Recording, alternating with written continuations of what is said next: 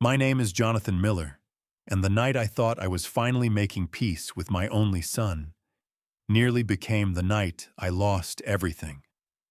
I walked into his mansion, believing we were putting the past behind us, but one chilling text message shattered that illusion. Get up and go.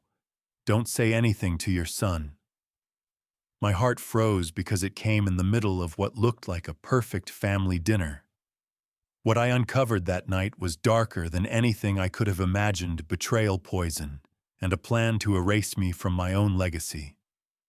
Before we go deeper into this story, I want to ask you, where are you watching from and how old are you? Please subscribe to Family Betrayal Unmasked to hear more powerful stories like this one. My name is Jonathan Miller, and I had been living alone for nearly a decade after losing my wife, Margaret. Life had settled into a routine of silence, washing the same plate, the same fork, the same mug, staring at photographs that reminded me of the family I once had. My son Rick had not spoken to me in more than a year, not since the night he stormed out after I refused to finance one of his risky ventures. When the phone rang that afternoon, the number on the screen made my hand tremble. It was Rick. For a long moment, I stared at the caller ID as if it were a ghost. Finally, I answered. His voice cracked in that boyish way I remembered from his childhood. "Dad, it's me. I know it's been too long. Emma and I want to make things right. Would you come to dinner tonight?" My chest tightened. I wanted to believe him. I wanted to believe people could change. Margaret always said families had a way of finding each other again, if they were willing to try. I hesitated, but something in his voice, soft, uncertain, almost pleading, pulled me in. He mentioned Emma would be making pot roast, the very meal I used, to brag Margaret could cook better than anyone. The invitation felt like a chance to bridge the silence, so I agreed. 7:30, he said quickly, relief pouring through the line. Hours later, dressed in the navy suit Margaret had given me for Rick's graduation, I arrived in Montclair, a neighborhood so pristine and wealthy it felt like another world. The Uber slowed in front of a mansion that could have passed for a hotel. Stone columns rose toward the sky, and a fountain bubbled in the driveway, flanked by luxury cars that sparkled beneath the evening lights. I hesitated at the gate, my polished but worn shoes suddenly feeling out of place. The heavy oak door opened before I could knock. A middle-aged woman in a crisp uniform greeted me with a kind smile. "Mr. Miller, welcome. I'm Maria." Her voice was warm, but her eyes flickered with something I couldn't quite name: concern, maybe even warning, before she stepped aside to let me in. Inside the house gleamed with marble floors, chandeliers, and fresh flowers. Rick appeared almost immediately, dressed in a suit sharper than I'd ever seen him wear. He hugged me tightly, too tightly, like a man clinging to something slipping away. Emma followed, radiant in silk, her smile flawless but strangely rehearsed. "Jonathan, we're so happy you're here," she said, kissing my cheek. As they led me toward the dining room, I felt a surge of cautious hope. Maybe tonight would mark a new beginning. Maybe my son had truly changed. But even as I settled into the mahogany chair, I couldn't shake the lingering look in Maria's eyes. It was as if she knew something I didn't, something that would turn this dinner from reconciliation into a nightmare I would never forget. The dining room looked like something out of a magazine, a long mahogany table stretched beneath a crystal chandelier, its surface gleaming under the soft golden light. Each place was set with fine china, polished silver, and napkins folded into perfect peaks. At my modest home in Brooklyn, dinner had always been about comfort. Not display Margaret's casseroles, family laughter dishes stacked high in the sink. This, by contrast, felt staged like a play where I had been assigned a role. Rick pulled out my chair with the ease of a practiced host. "Only the best for family," he said, with a bright smile that didn't quite reach his eyes. Emma sat across from me, her silk dress catching the light. She leaned forward, her voice syrupy. "Jonathan, you look wonderful. That suit, it fits you so well." I managed a polite smile, though my heart was uneasy. The truth was, I couldn't stop looking around at the lavish details, the marble floors, the oil paintings, the kind of decor that screamed money. How had Rick managed this? Only a year ago he'd been calling me in desperation, asking for another loan. Now he was sitting in a mansion fit for royalty, acting as though this life was normal. Maria entered quietly, carrying a tray of appetizers arranged like miniature works of art.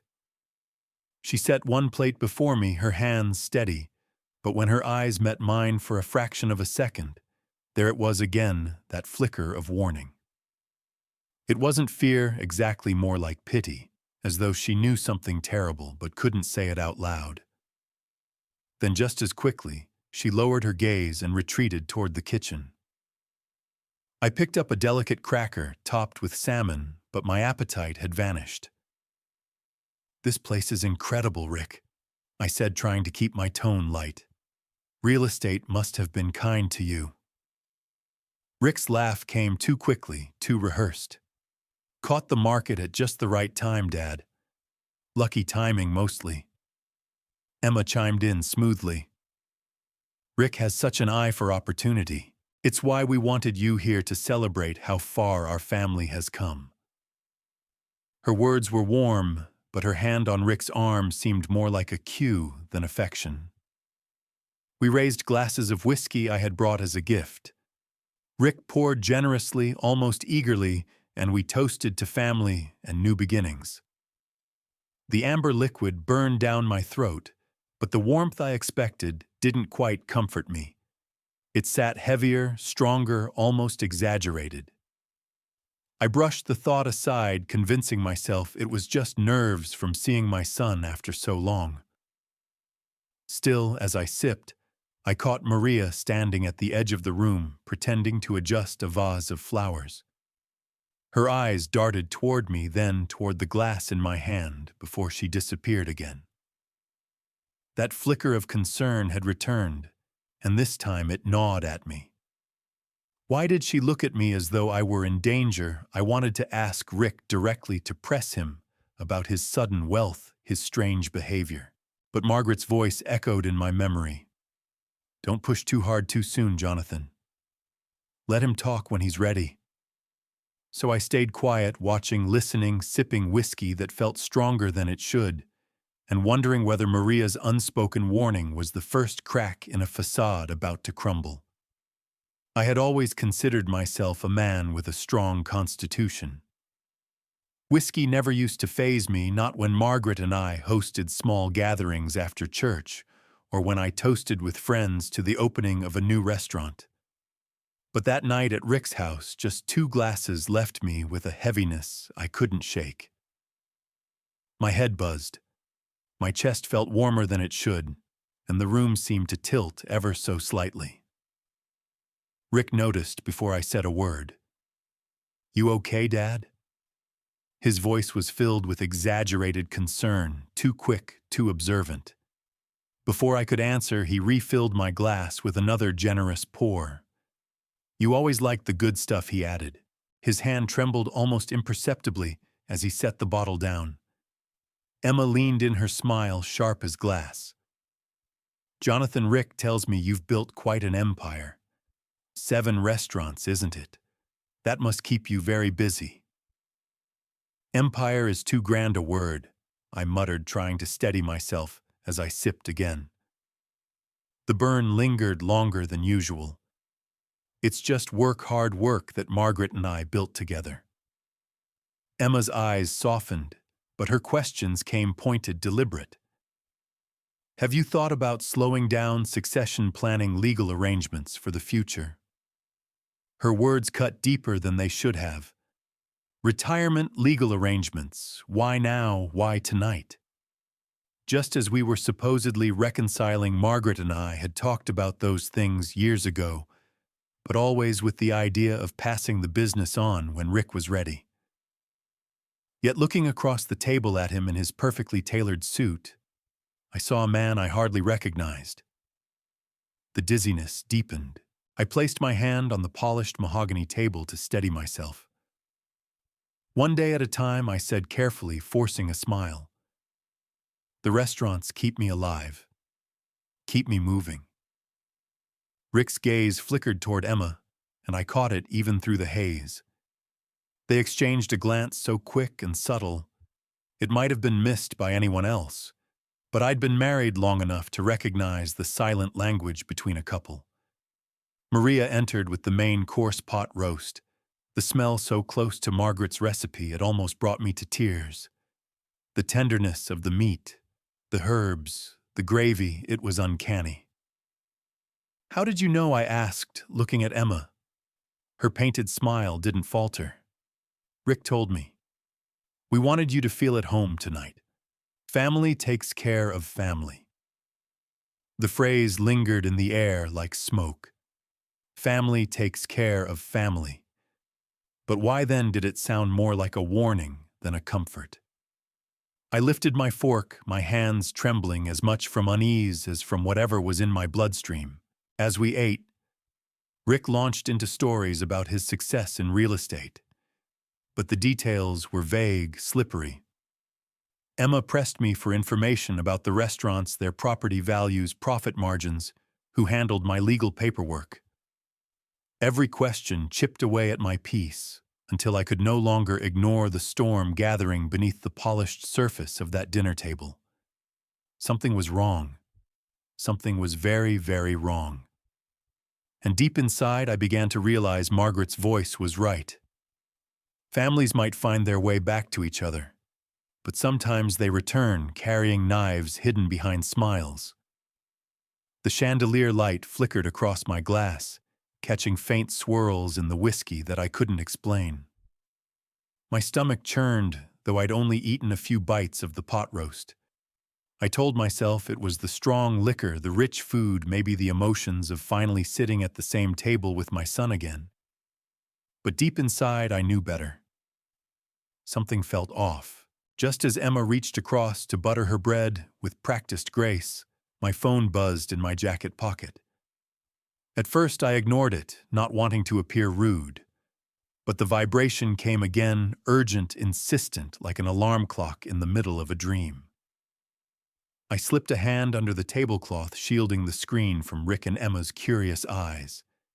The message glared back at me in stark capital letters, "Get up and go. Don't say anything to your son." For a moment, I thought my heart had stopped. The words blurred as my pulse pounded in my ears. Who would send such a message, and how did they know exactly where I was sitting in that dining room, drinking from the glass my son had poured? I read it again, hoping I'd misunderstood, but the command was clear. A shiver crawled up my spine, stronger than any whiskey burn.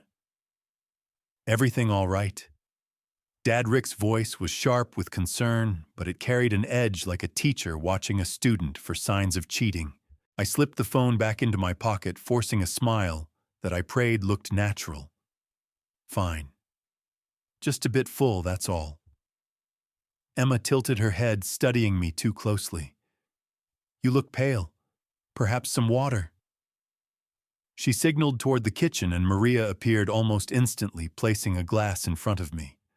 Her eyes flicked toward my pocket just for an instant before returning to her task. My chest tightened. Was she the one who'd sent the warning? I took a careful sip of water, my mind racing. Who would know enough to tell me to leave, and why insist on silence? Did they know something about Rick, about Emma? The dizziness grew heavier, as if invisible hands were pressing against my temples. I glanced at the untouched glass of whiskey, wondering if the answer was swirling right in front of me. Margaret's voice echoed in memory. "When someone warns you of danger, Jonathan, listen first and ask questions later." "I think I'll step out for just a moment," I said casually, pushing back from the table. Rick's eyes narrowed. "Bathroom." he asked, his tone too quick, too focused. Yes, second door on the left, Emma added, her smile brittle, her hand resting on Rick's arm like a reminder to keep calm. I nodded, rising slowly, testing my balance. My legs felt unsteady, but I forced them forward, leaving the dining room and stepping into the quiet hallway. My pulse hammered, my phone still heavy in my pocket. Each step echoed on the marble floor like a countdown. I didn't turn left toward the bathroom. I kept walking straight toward the faint light spilling from the kitchen. Somewhere inside me, I knew I had only two choices: pretend nothing was wrong or follow the warning that had just saved my life. The hallway stretched before me, lined with expensive artwork that seemed to watch every step I took. My shoes clicked against the marble floor, the sound too loud in the stillness. I should have turned left just as Rick instructed, but my instincts screamed otherwise. The text message pulsed in my mind. Get up and go. Don't say anything to your son. At the end of the corridor, the glow of the kitchen lights spilled into the hallway. I pushed the door open and found Maria at the sink, her hands immersed in soapy water as she washed crystal glasses with deliberate care. She didn't turn when I entered, though she must have heard me. Instead, her shoulders stiffened slightly, the only sign that she was aware of my presence. For a moment, I stood frozen, unsure of what to do. Should I ask her outright if she was the one who had warned me? Should I demand to know what was happening in that house? But something told me that silence was the wiser path. Her composure, her refusal to look at me, felt like an answer in itself. My eyes darted to the back of the kitchen, where a heavy glass door led out to a manicured lawn glistening under motion sensor lights. Freedom lay just beyond that door. My pulse quickened. If I could reach it, I could put distance between myself and whatever trap my son and his wife were weaving. I moved quietly across the tile floor. Maria still did not turn, her head bent lower over the sink, as though she were giving me cover by pretending I wasn't there. I reached for the door handle, half expecting her to stop me, half praying she wouldn't. The door opened soundlessly, the night air rushing in like salvation. I slipped outside, the cool breeze cutting through the fog of whiskey and fear. The lawn stretched out in perfect symmetry, trimmed hedges casting long shadows under the floodlights.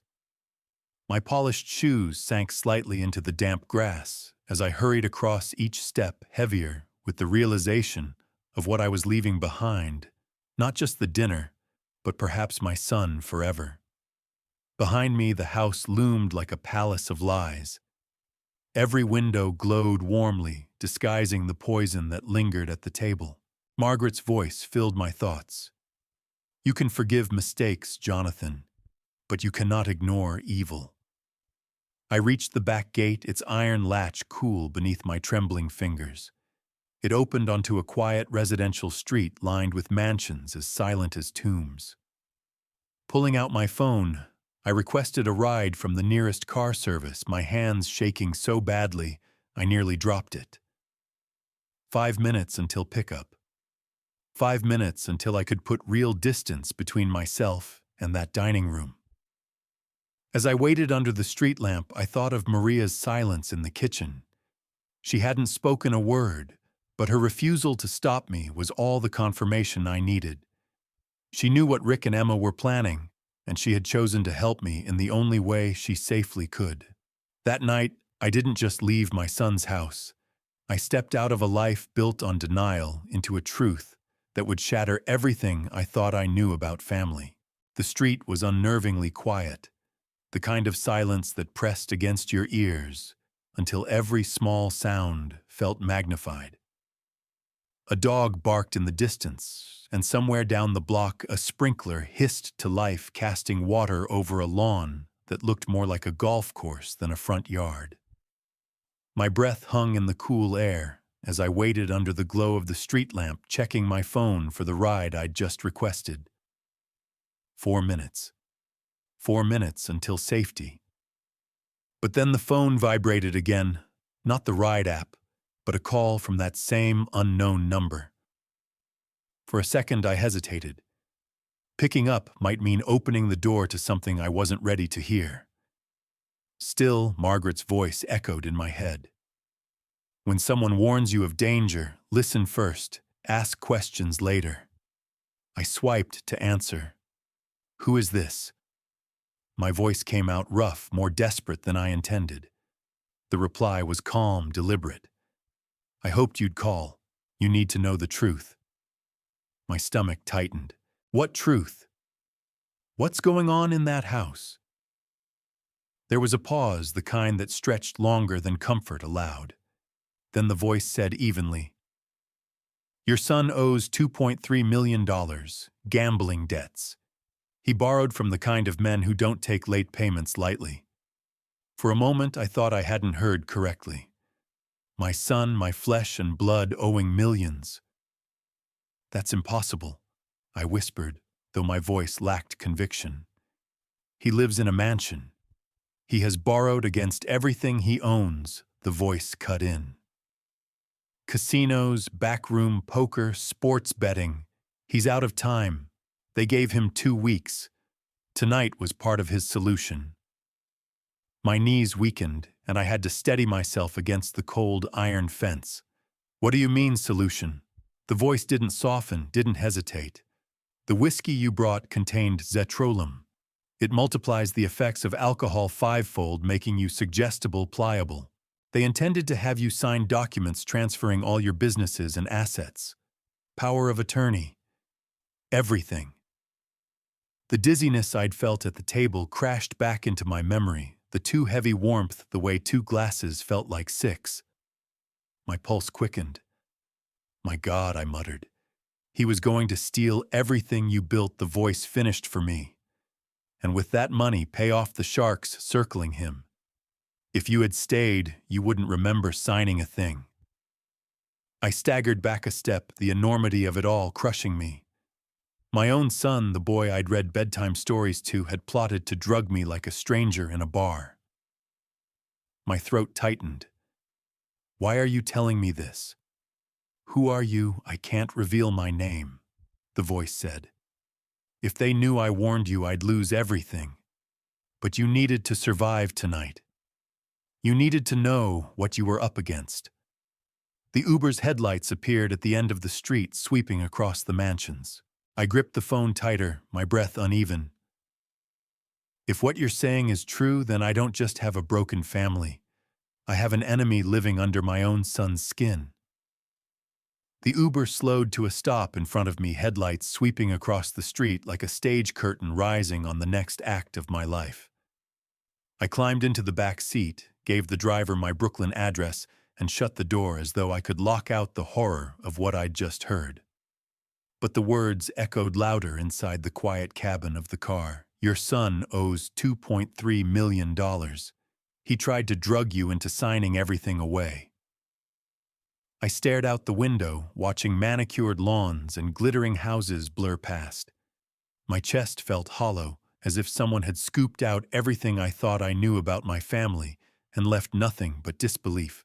I had seen Rick make mistakes before, bad investments, careless spending, that reckless streak he'd never shaken off.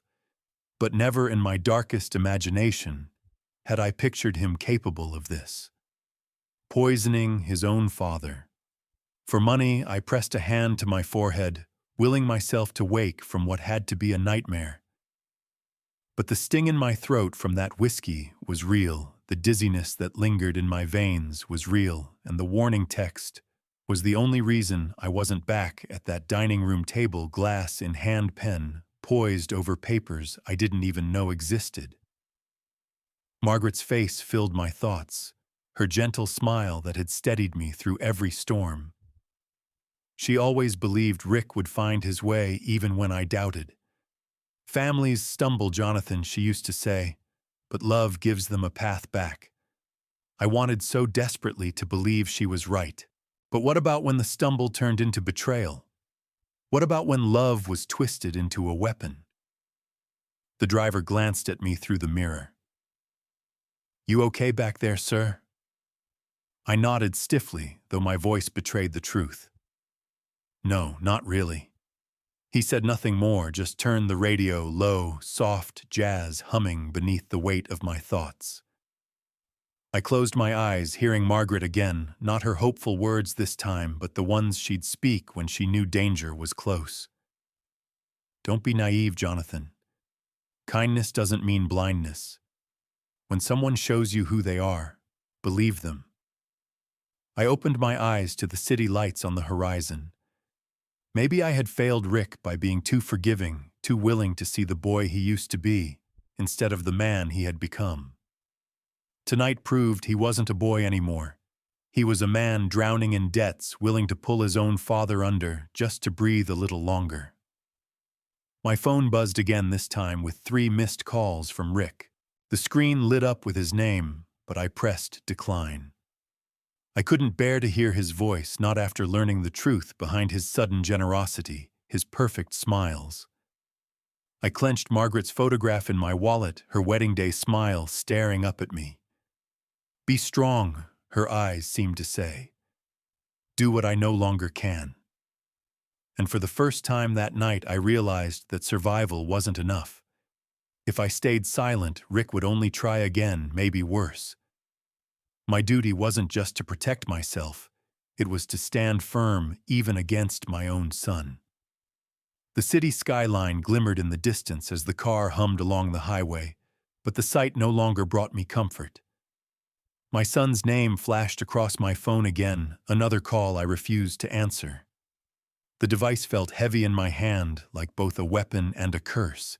I had 2 choices: disappear quietly back into Brooklyn, lock the doors, and pretend I hadn't seen through his lies, or face the danger head-on and make sure Rick and Emma couldn't hurt me or anyone else again. Margaret's face rose in my mind once more, her voice steady and sure. You don't hide from storms, Jonathan. You walk through them. She had been the brave one between us, the one who believed in doing what was right even when it hurt. I swallowed hard. She wouldn't have let our son destroy everything we'd built. She would have demanded truth.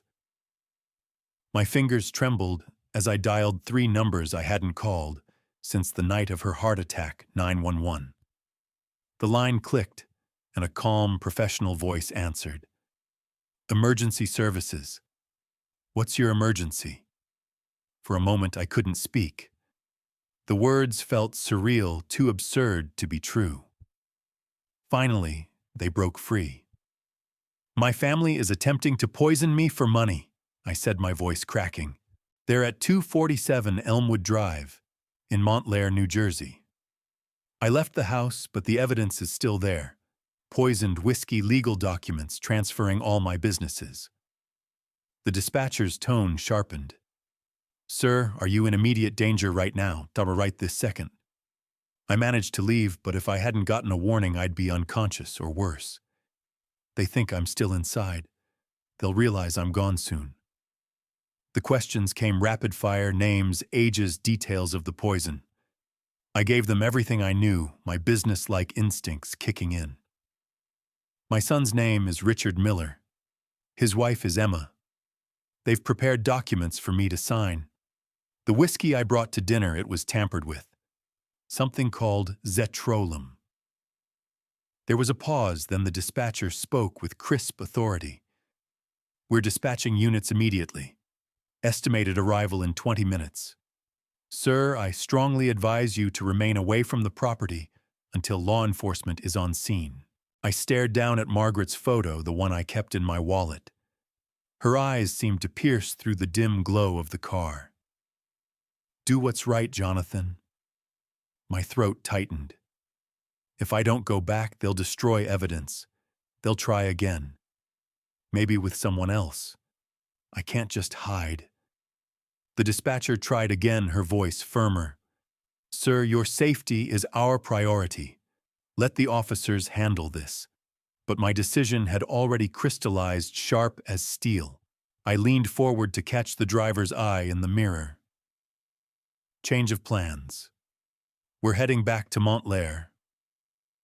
The driver hesitated. "Sir, you sure you look shaken? Maybe you should, I'm sure." My voice carried a strength I hadn't felt in years. Sometimes you have to choose between being safe and doing what's right. As the car turned back toward Montlair, the lights of the city disappeared behind us. Ahead lay the mansion, my son, and the truth I could no longer avoid. The storm wasn't over. It was just beginning. The mansion loomed larger the second time I saw it, its stone columns no longer a symbol of success, but of deception. As the driver pulled into a side street near Elmwood Drive, I spotted the faint glow of approaching police cars a few blocks away, their lights still dark. They would be here soon, but not yet. My pulse quickened. This was the part Margaret would call walking into the fire. "Wait for me around the corner," I told the driver. His brow furrowed. "Sir, you're sure about this?" "I'm sure," I said, forcing steadiness into my voice. "This might take a while." The night air bit at my cheeks as I walked the curved driveway once more. Every step felt heavier, like I was approaching an execution. I pressed the doorbell.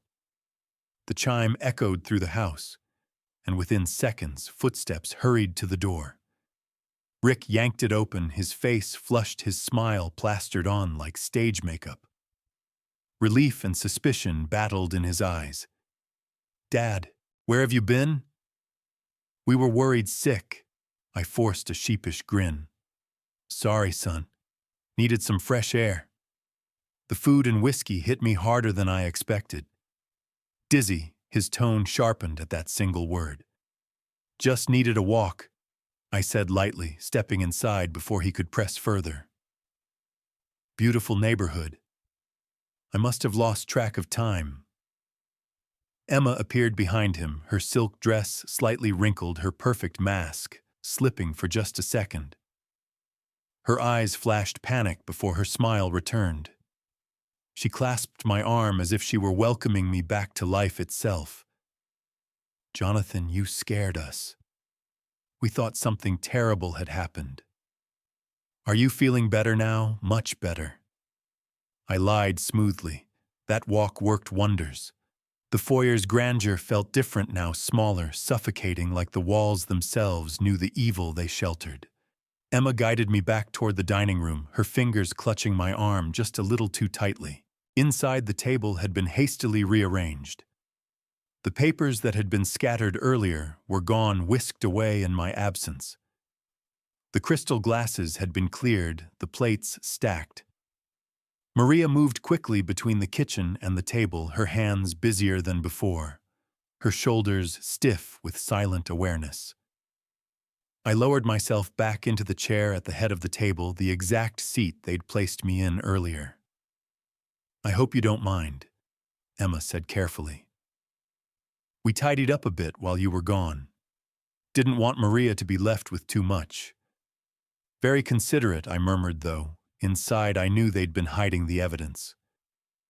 Rick sat opposite me, drumming his fingers against the polished mahogany, a habit from his boyhood, when nerves got the best of him. His eyes narrowed slightly. "So, Dad, you're feeling completely recovered now. No more dizziness, no more confusion, clear as a bell, son," I answered, matching his gaze. "That fresh air did me good." Emma leaned forward, her voice sugary but taut. "Rich meals can sometimes affect us more as we get older. Perhaps next time we should plan something lighter." Next time. As if I'd ever sit at their table again. But I only smiled and nodded, all while keeping one ear tuned to the faint sound of distant engines rolling closer. The storm was closing in, and Rick and Emma didn't even know the lightning was aimed right at them. I settled back into my chair, folding my hands calmly on the polished mahogany, as though I hadn't just walked away from death an hour earlier. Rick and Emma flanked me like actors ready to resume a play that had nearly gone off script. Their smiles were too bright, their movements too careful, as if they feared I'd noticed something I wasn't supposed to. Rick cleared his throat, pouring a new round of whiskey into crystal tumblers. Since you're feeling better, why don't we toast again to fresh beginnings? I watched the amber liquid swirl, catching faint specks in the light. My stomach twisted, but I didn't let it show. Instead, I leaned back, letting my voice carry the weight of nostalgia. You know, Rick, I've been meaning to tell you about the day you were born. He stiffened, caught off guard. Dad, that's sweet, but maybe we should. This is important. I interrupted gently, keeping my tone firm but warm. Your mother was in labor for 14 hours, longest day of my life. Emma forced a smile, her hands tightening around the stem of her glass. Jonathan, maybe we could drink first, then talk. Whiskey is best when it's warm.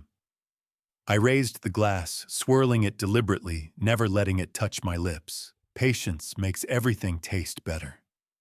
Margaret always said that. Rick shifted uneasily, his knee bouncing under the table.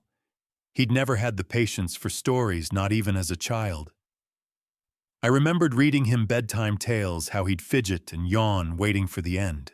Now, decades later, nothing had changed. Except tonight, his impatience carried a darker edge. Dad, please, he urged, voice strained. Just one sip. Then tell me all the stories you want. I gave a small chuckle, as though I hadn't noticed the urgency. Do you know what struck me most that day? How tiny you were. 6 pounds, but with the strongest grip I'd ever felt. I tapped my fingers lightly on the glass, watching the sediment dance beneath the chandelier's glow. Emma stood, suddenly moving behind me, her hands resting on my shoulders with feigned affection. Her fingers pressed just a little too firmly, urging me toward the glass. Jonathan, you're such a wonderful storyteller. But why not let us toast to that moment, to your son's birth? It's fitting, isn't it? Her perfume filled my senses, but beneath it I caught the sour tang of desperation. I smiled faintly, refusing to move the glass to my lips. The thing about stubbornness, I said evenly, is that it can be a blessing or a curse. Your mother always wondered which way you'd turn, Rick. Silence settled over the table, thick as wet cement. Rick's jaw tightened, Emma's fingers dug harder into my shoulders. Their performance was unraveling. They knew time was slipping away. And then 3 sharp knocks echoed from the front door. Authoritative, unmistakable. Rick's glass slipped from his hand, shattering against the marble floor. His face drained of color as a booming voice filled the air. Police opened the door. I set my own glass down, untouched, my heart steady for the first time all evening. The storm had finally arrived, and justice was walking right through that front door. The sound of fists pounding against the oak door rattled through the mansion like thunder. Police opened the door. The command echoed through the marble halls, cutting through the false warmth of the chandelier's glow. For the first time that night, Rick's perfect composure cracked wide open.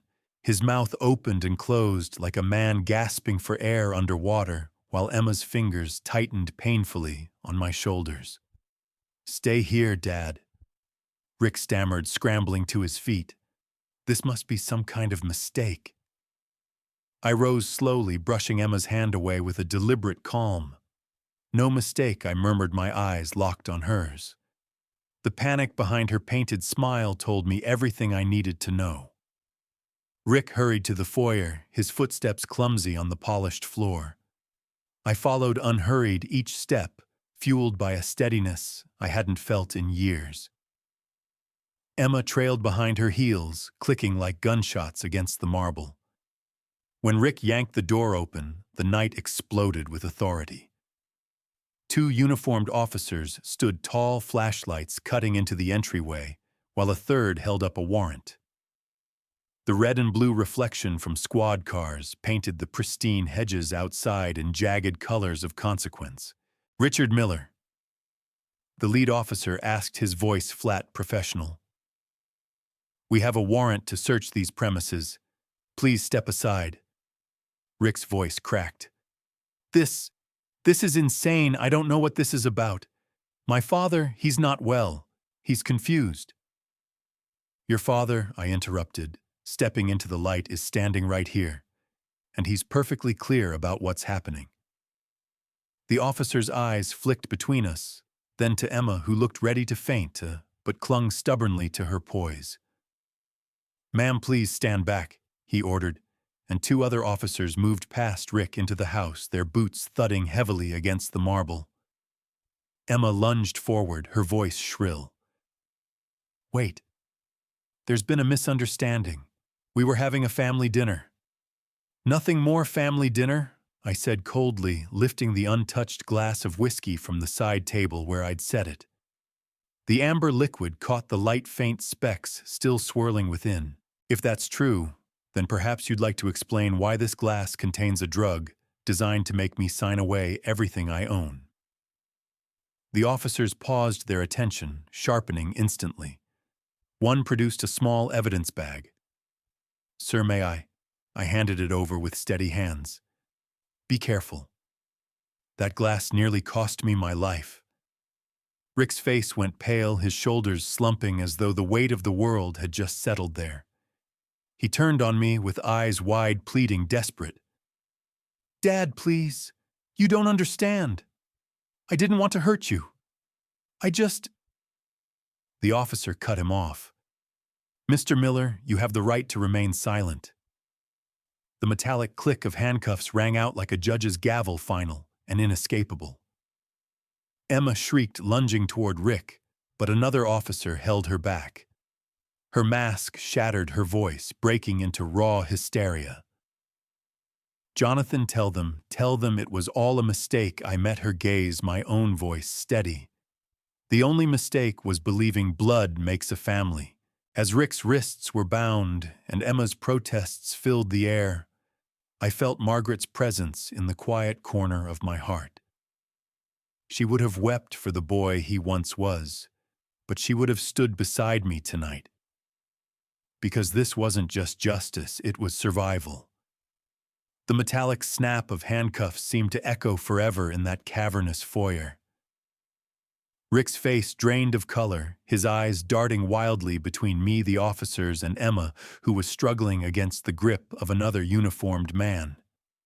For a heartbeat, he looked like a scared little boy again, the same boy who used to clutch my hand during thunderstorms. But the illusion shattered when his voice cracked with a plea that chilled me to the bone. Dad, you don't understand, he said, his words tumbling over themselves. I didn't have a choice. They're going to kill me if I don't pay them back. These men, these loan sharks. I stepped closer, the chandelier's glow catching the silver in my hair, my shadow stretching over him. You had choices, Rick. Plenty of them. You chose gambling. You chose lies. And tonight, you chose to poison your own father. His eyes welled, but they weren't tears of remorse. They were tears of desperation. I wasn't going to let you die. I just needed your signature. That's all. Once I paid them back, we could have been a family again. The officer holding his arm muttered, That's enough, but I raised a hand. No. Let him speak. I wanted to hear it all, the excuses, the twisted logic, because only then could I bury whatever illusions I still clung to. Rick's voice cracked as he pushed forward. You've got everything, Dad. The restaurants, the properties, the legacy. And what do I have? A mountain of debt and a wife who demands more than I can give. I thought if I just got through this, if I just used your success for a little while, then I could fix everything. Emma's voice sliced through the air, high and sharp. Rick stopped talking, but her panic only made his words spill faster. You always chose work over me, he shouted, his voice rising until it rattled the chandelier crystals. Every time I asked for help, you lectured me. Margaret would have understood, she would have helped me. The mention of Margaret's name ignited something hot in my chest. I leaned in, lowering my voice so only he could hear. Your mother believed in forgiveness, yes, but she believed even more in honesty. She would have been broken-hearted to see what you've become. Don't you dare use her name to justify this. For the first time that night, Rick fell silent. His shoulders slumped, his defiance crumbling as the officers pulled him toward the waiting cars outside. He looked back at me, his eyes full of frantic hope. Dad, please, say something. Tell them this was just a mistake. Tell them you'll forgive me. Please. I met his gaze steadily, my voice cold but resolute. Forgiveness doesn't erase consequences. You made your choices, Rick. Now you'll live with them. The officers guided him out the door, his protests growing weaker as the night air swallowed them. Emma's sobs filled the empty space he left behind. I stood alone in that grand foyer, the echo of my words hanging heavy in the silence. For the first time in years, I felt clear. My son was no longer a confused boy who needed saving. He was a man who had chosen betrayal, and no plea could change that truth. The door slammed behind Rick as the officers led him down the grand steps, his shouts fading into the night. For a brief moment, the house fell eerily still, like a stage after the lead actor has exited. Then Emma's sobs erupted sharp and piercing, shattering the silence. She wrenched free from the officer holding her arm and collapsed against the mahogany table, her perfectly manicured nails clawing at its polished surface. This isn't fair, she wailed, her voice cracking under the weight of panic. I didn't plan this. I didn't want any of it. Rick forced me. The officer stepped closer, his voice even.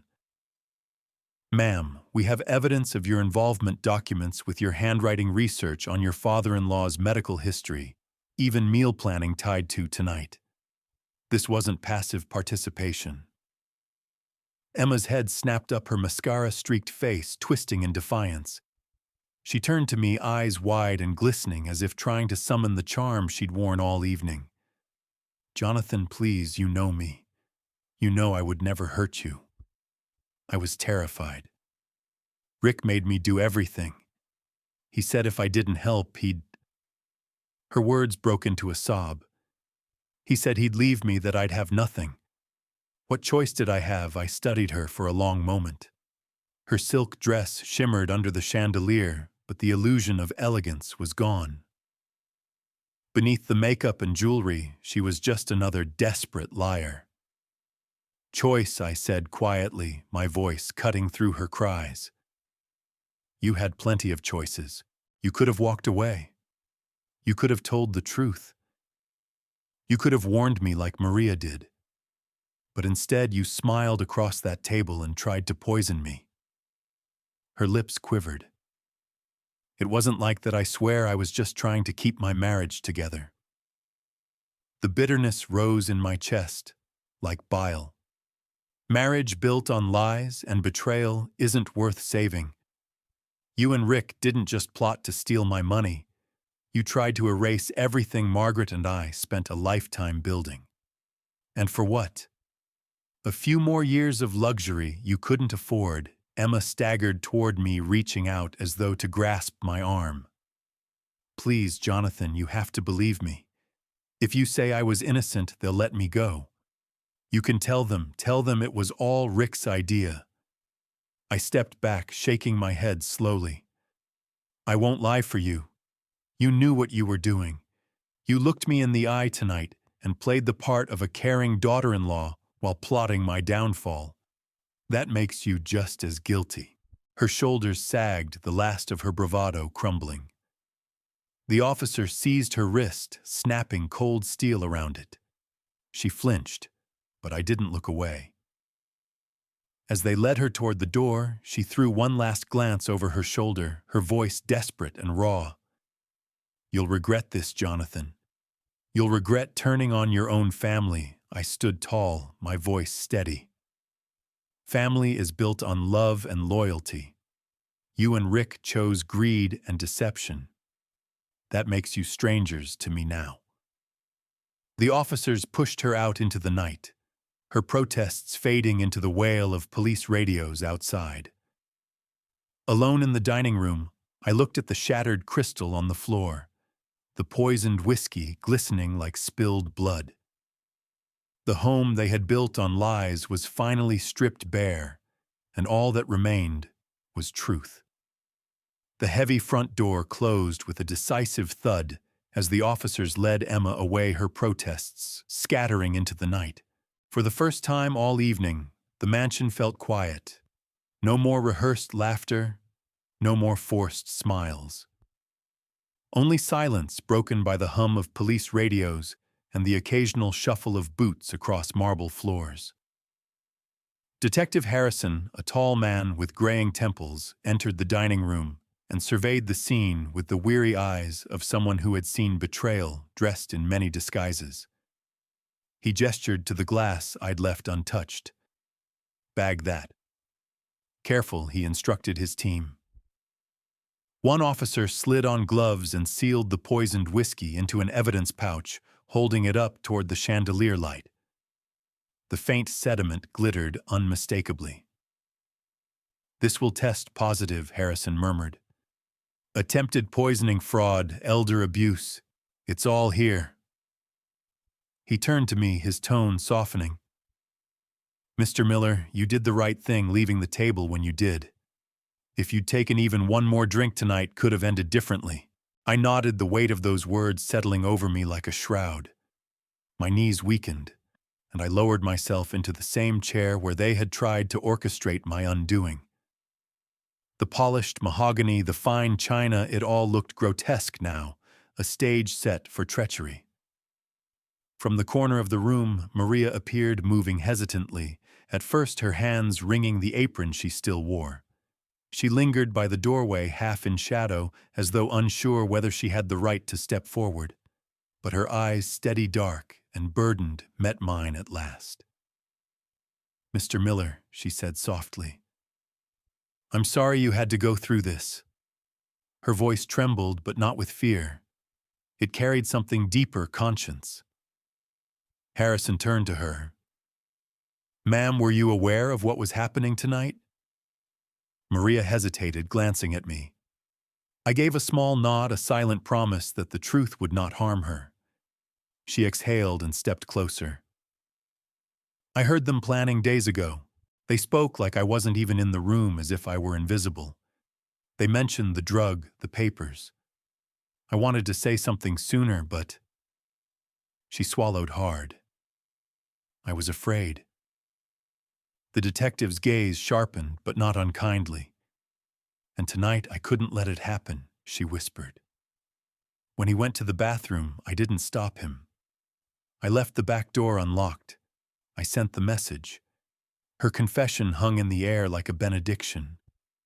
I rose slowly, every bone in my body heavy, and placed a hand gently on her shoulder.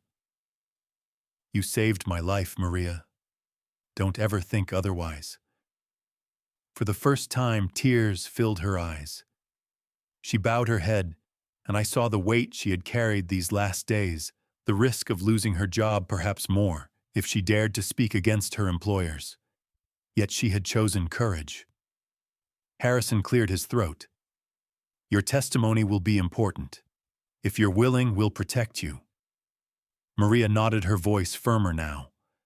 "I'll tell the truth. I won't be silent anymore."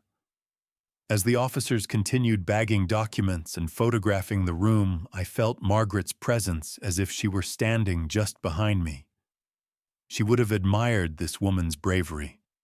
She would have said that true family isn't always born of blood. It's forged in loyalty and doing what's right when no one else will. For the first time that night, I let myself breathe deeply. Justice was no longer just a hope, it was becoming reality, piece by piece, evidence by evidence, truth by truth. The police cars outside pulsed red and blue against the mansion's pristine walls, a grim reminder that even the grandest homes can't hide the ugliness inside. I stood in the foyer, watching as Rick and Emma were escorted separately into waiting vehicles. Their once polished appearances now looked absurd. Rick's expensive suit crumpled at the shoulders, Emma's silk dress smeared with mascara-stained tears. Detective Harrison approached me, his notebook in hand. Mr. Miller, both Richard and Emma Miller are being charged tonight. Attempted poisoning, conspiracy to commit fraud, elder abuse. The list is long. The glass of whiskey, the documents we recovered, and your testimony will be more than enough. I nodded slowly, though the words felt heavy. My son's name, paired with elder abuse and fraud, twisted like a knife in my chest. I'd always imagined he would carry on my restaurants maybe one day, stand proudly, where Margaret and I once stood together. Instead, I was watching him dragged away in chains. Rick caught my eye from the back seat of the cruiser. His face was pale, his lips moving, mouthing words. Only I could see Dad help me. I didn't move. I'd heard those pleas before, promises to change, vows to turn things around, always broken, always followed by deeper betrayal. This was different. This wasn't a late-night phone call asking for money. This was a crime against his own blood. Emma, too, shouted from her own vehicle. Her voice shrill, distorted through the glass. Jonathan, tell them I was forced. Tell them it was all Rick. But I stood still, the night air cool against my face, and let her words scatter like leaves in the wind. Detective Harrison rested a hand on my shoulder. It's never easy, sir. But sometimes justice in families is the hardest kind. You did what you had to do. Inside, the mansion felt hollow now, stripped of its illusions.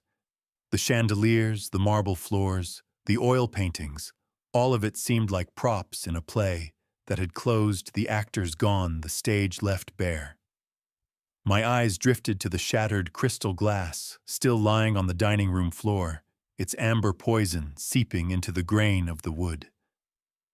That glass told the whole story, my son's desperation, my near downfall, the line between trust and destruction.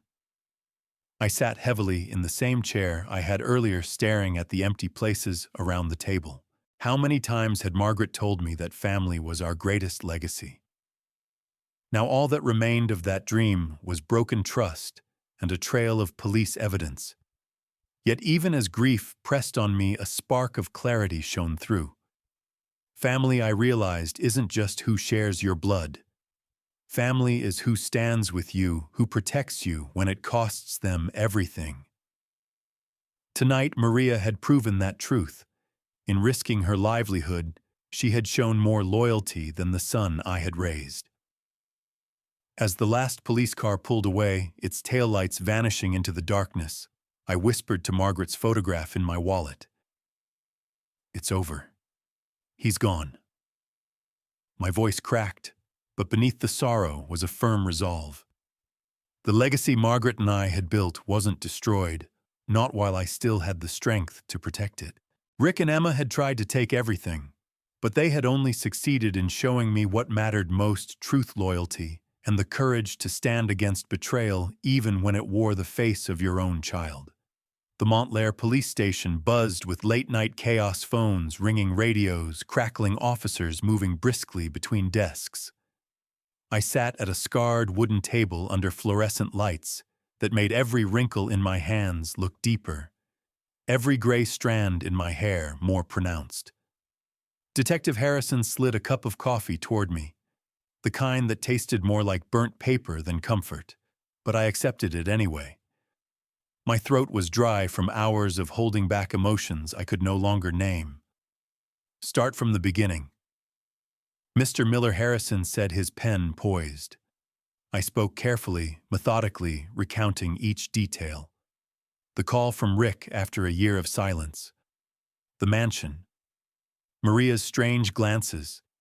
The whiskey that hit me harder than it should have. The text message.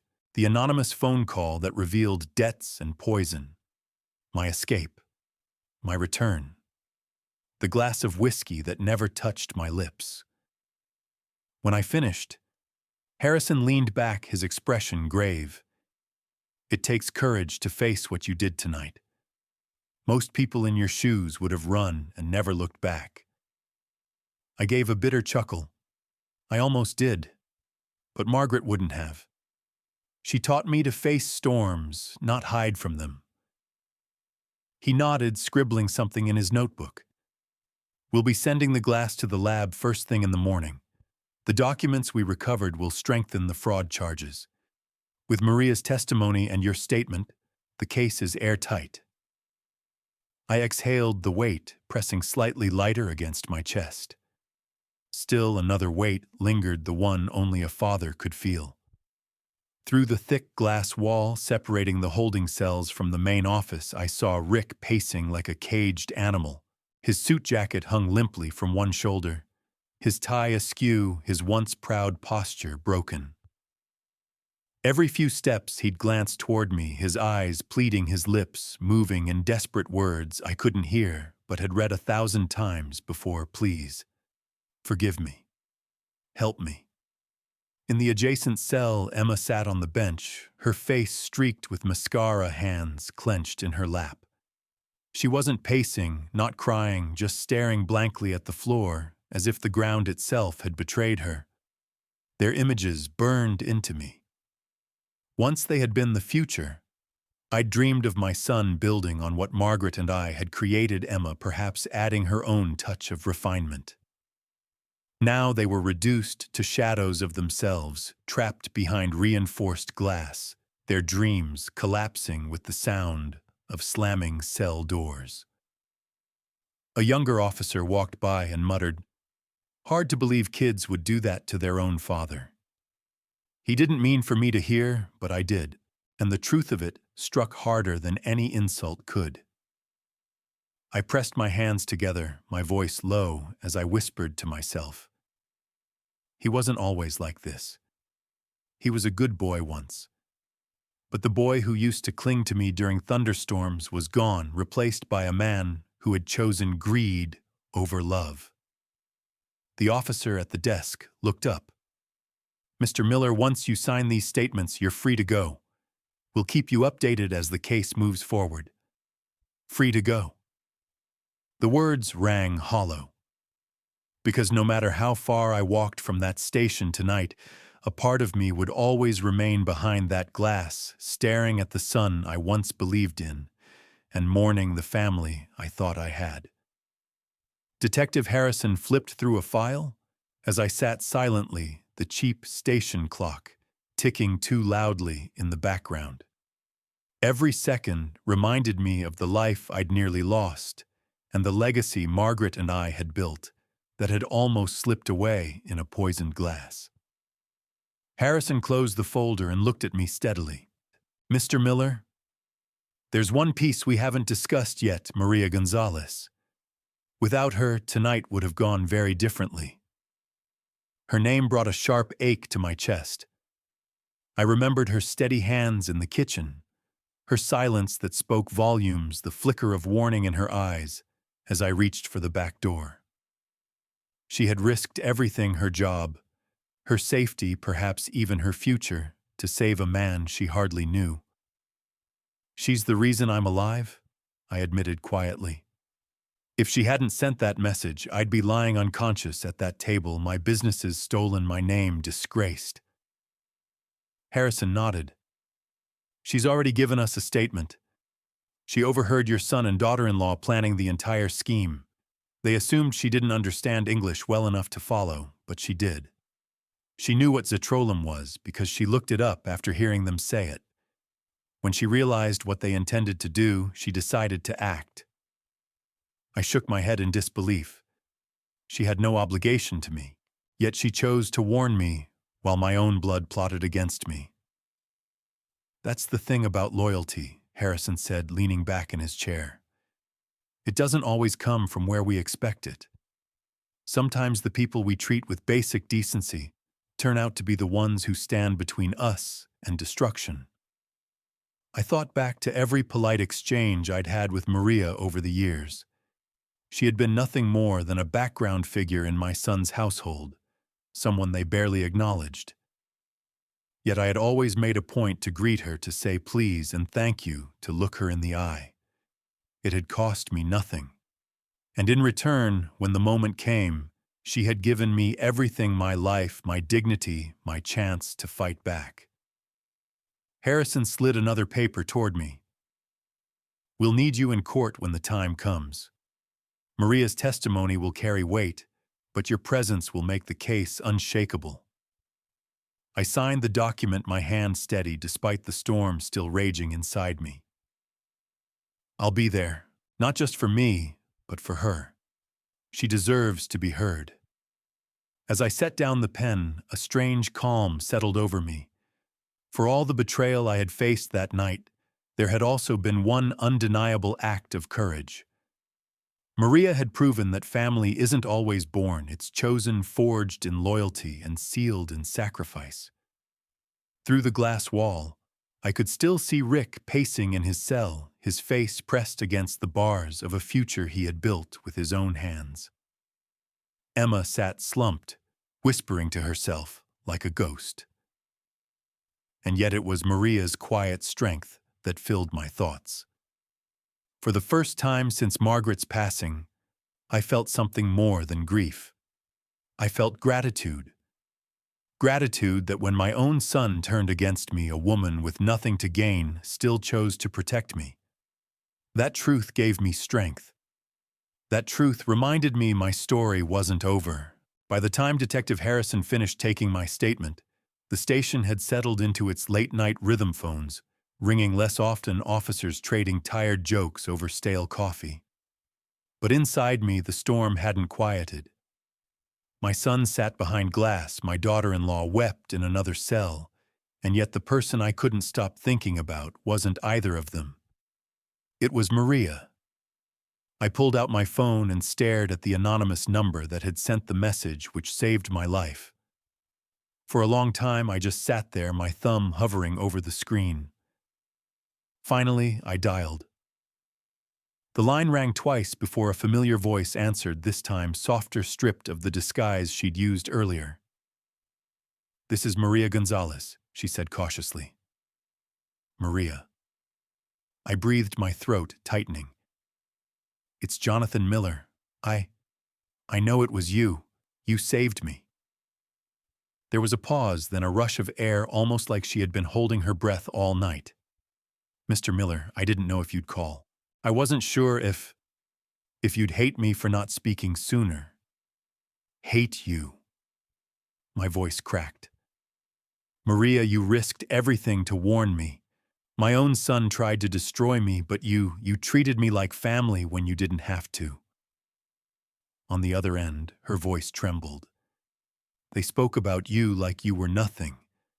They said I was invisible, that I wouldn't matter if I overheard. But I couldn't just stand by and let them hurt you." I closed my eyes, pressing Margaret's photo in my wallet. My wife used to say, the best measure of a person is what they do when no one's watching. Tonight, Maria, you proved you have more honor in you than the two people who called me Dad. Silence stretched between us, heavy but not uncomfortable. At last I spoke the thought that had been forming since the moment I realized the depth of her courage. "Maria, what happens to you now?" After this, her sigh carried weariness and resignation. "I don't know. They'll never give me a reference. Most families won't hire a housekeeper who testified against her employers. I may have saved my conscience tonight, but I've lost my job." I straightened in my chair, my decision crystallizing. "No, Maria, you haven't lost, you've gained. I own 7 restaurants across Brooklyn. My newest one in Crown Heights needs a manager I can trust. Someone with judgment, someone with integrity. I want that someone to be you." There was a stunned pause, then her voice broke thick with emotion. "Mr. Miller, I don't know what to say. I've never managed anything more than a household. I wouldn't want to disappoint you." "You won't," I said firmly. "You've already proven yourself. Managing a restaurant isn't just about numbers. It's about character loyalty and the courage to do the right thing when no one's watching. And you have all of that. Her sob was soft, but filled with relief. I'll work harder than anyone, sir. I promise you won't regret this. I smiled for the first time that night, with something close to peace. Then it settled. Monday morning, 10 o'clock, Crown Heights. I'll be there to train you myself. For the first time since Margaret's funeral, tears blurred my vision, not from grief, but from gratitude. Tonight I had lost a son, but in a strange and unexpected way, I had found family again. The station was quieter now, the early hours of morning creeping in. The fluorescent lights hummed overhead, casting their harsh glow on the gray walls and scuffed floors. I stood near the reinforced glass that separated the holding cells from the main office, my hands in my coat pockets, my body heavy with fatigue. Yet my eyes refused to leave the sight before me. Rick sat slumped on the narrow bench inside his cell. His once pristine suit was wrinkled, his tie pulled loose, his hair falling over his forehead, like it had when he was a boy after a rough soccer game. He wasn't pacing anymore. He wasn't shouting. He just sat there staring at the floor, occasionally running his cuffed hands over his face, as if he could wipe away the mess he had made of his life. Every few minutes, his eyes lifted toward me. No words now, just a look. Pleading. Searching. Hoping I might still be the father who bailed him out one more time. In the next cell, Emma perched on the edge of her bench, her arms folded tightly, her face streaked with dried mascara. Unlike Rick, she didn't look at me. She stared blankly at the wall, muttering to herself every so often, as if rehearsing excuses that might shave years off her sentence. The woman who had smiled so sweetly at me over pot roast hours earlier was gone, replaced by a hollow mask of panic and blame. I studied them both, the echoes of my past running through my mind. I remembered Rick at 5 years old, clinging to my leg on his first day of kindergarten, terrified I wouldn't come back for him. I remembered Emma on her wedding day, radiant in white, her arm looped through my son's, as Margaret and I watched with tears in our eyes, believing she was family now. And I remembered Margaret herself whispering that families stumble but always find their way home. But as I stood there staring through the glass, I realized not all families do. Some stumble so far, they fall off the edge entirely. Detective Harrison approached his steps, measured his eyes, flicking from me to the cells. "It's hard to see them this way," he said quietly. I nodded. "It's harder to see what they chose to become." Harrison folded his arms. "We'll keep them here until their arraignment.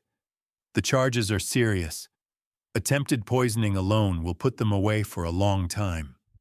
Add fraud and elder abuse, and they're looking at 20 years. I let the words sink in, heavy and final. 20 years. My son would spend the bulk of his adulthood behind bars, not because of bad luck, not because of circumstance, but because of choices. His choices.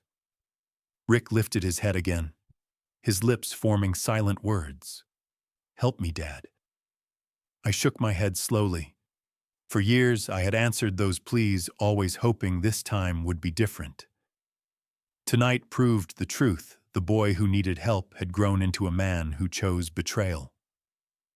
Turning away, I buttoned my coat, the decision firm in my chest. "Let's finish the paperwork," I said to Harrison. "I'm ready to go home." And as I walked away from the cells, I knew I wasn't just leaving my son and daughter-in-law behind bars. I was leaving behind the illusion that family ties excused betrayal. Some doors once closed should never be opened again. By the time the police cruiser dropped me off in Brooklyn, the sky was beginning to pale at the edges, the first traces of dawn brushing the horizon. My modest brownstone looked almost fragile after the night I'd had, but as I walked up the steps, it greeted me like an old friend, sturdy, familiar, honest. No marble floors, no chandeliers, just the simple home Margaret and I had built with steady hands and faithful hearts. Inside, the refrigerator hummed softly in the kitchen, its door plastered with photographs. I lingered there, letting my fingers trace over the faded images. Rick's graduation, Emma's wedding, Margaret's smile frozen in better times. My eyes settled on Rick's face, that broad grin beneath his cap and gown. For years, I had believed that boy would carry my legacy forward. Tonight proved I had been wrong. Slowly, deliberately, I removed the photo from the fridge and slipped it into a drawer. I didn't tear it, didn't destroy it, just placed it out of sight where it belonged now. Next, I looked at Margaret's picture. She was still there, radiant as ever, her eyes crinkling with that familiar warmth. I left her photo where it had always been, right in the center. We survived love, I whispered, my voice breaking. We survived him. I brewed a cup of coffee, its earthy aroma filling the small kitchen, grounding me in reality. Then I opened my planner and wrote a single line in the Monday space: Maria, 10:00 a.m., Crown Heights.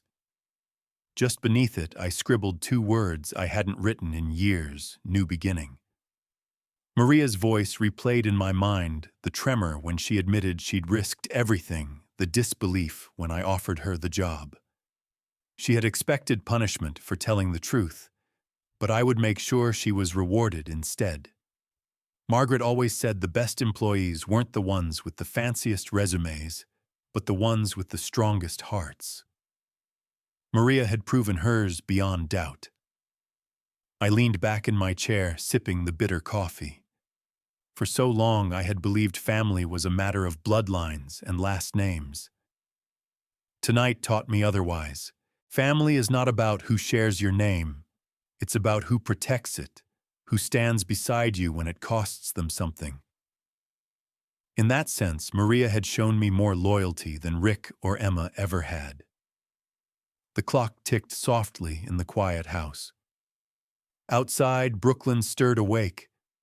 Delivery trucks rumbled down the street, a neighbor walked his dog, the world kept moving.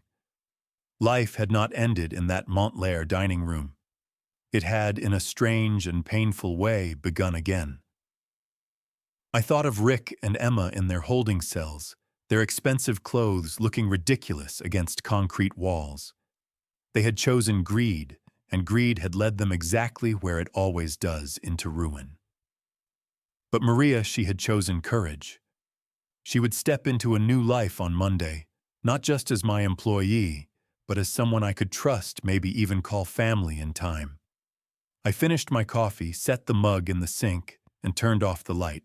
The night had taken much from me, but it had given me something greater in return, the clarity to know that blood is not what defines family. Integrity does, loyalty does, and tonight loyalty had saved my life.